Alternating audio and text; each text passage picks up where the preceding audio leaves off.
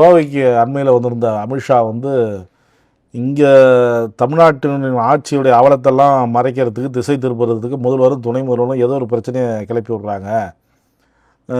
தொகுதி மறுசீரமைப்பு இதில் வந்து தொகுதிகள் குறையும் அப்படின்னு சொல்கிறாங்க. எந்த அடிப்படையில் சொல்கிறாங்கன்னு தெரியல. அதுக்கான எந்த அடிப்படையில் சொல்கிறாங்கன்னு அவங்க சொல்லணும், தெரியப்படுத்தணும். மோடி வந்து உறுதியாக சொல்லியிருக்கிறார், தொகுதி இந்த மறுசீரமைப்பில் ஒரு தொகுதி கூட தென் மாநிலங்களில் குறையாது அப்படின்னு சொல்றாரு. இல்ல, இது எவ்வளவு பெரிய அயோக்கியத்தனம், எவ்வளவு பெரிய சொரட்ட வேலை, நீங்க எவ்வளவு பெரிய உள்ளடி வேலையை பார்த்துக்கிட்டு எங்களை பார்த்தா உங்களுக்கு எதை சொன்னாலும் நம்பிட்டு போற மாதிரி தெரியுது.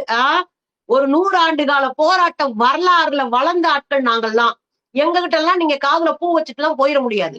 நீங்க 2 வேலை பார்க்க ட்ரை பண்றீங்க. ஒண்ணு, தமிழ்நாட்டுல இடமே குறைக்காம கூட நீங்க போகலாம், வாய்ப்பு இருக்கு.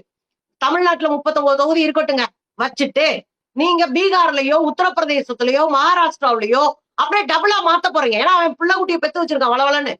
அப்ப நீங்க டபுளா மாத்துனீங்கன்னா எனக்கு குறையாது.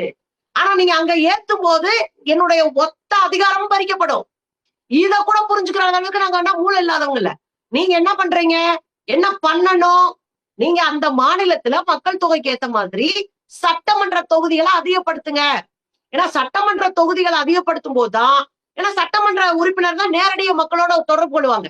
அடிப்படையான வேலைகளை உள்ளாட்சியும் சட்டமன்ற உறுப்பினர் தான் பார்ப்பாங்க. இங்க பார்லிமெண்ட்ல இருக்கிறவங்க நமக்கான நிதியை அங்க பெற்றுக் கொடுப்பாங்க. பார்லிமெண்ட் உறுப்பினருக்கு ரொம்ப குறைச்ச நிதி தான். அவருக்கும் மக்களுக்கும் பெருசா தொடர்பு கூட இருக்காது. அதுதான் இயல்பு. அதைத்தான் அந்த அரசியலைத்தான் நம்ம புரிஞ்சுக்கணும். அதனால நாம என்ன வைக்கிறோம் அப்படின்னா, நீங்க உள்ளாட்சியில அதிகமான சீட்டை உருவாக்குங்க. அதே மாதிரி சட்டமன்ற தொகுதிகளை அதிகமாக்குங்க. பார்லிமெண்ட் தொகுதி இதே அளவு இருந்தா போதும். போதும், இந்த தொகுதியை வச்சுக்கிட்டு நீங்க வேலை பார்த்தா போதும் அப்படின்னு நம்ம சொல்றோம். இதுதான் சயின்டிபிக்கான மெத்தடு. ஆனா இந்த கும்பல் என்ன சொல்லுது, தெக்க வந்து இவங்க ஓட்டு போட்டு இவங்க ஓட்டை வாங்கி நம்ம ஜெயிக்கணும்னா காலத்துக்கு முடியாது.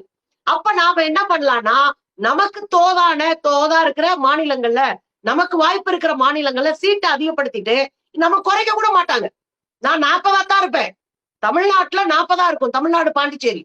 ஆனா உத்தரப்பிரதேசம் என்னவா இருக்கும், 120 ஆயிரும்.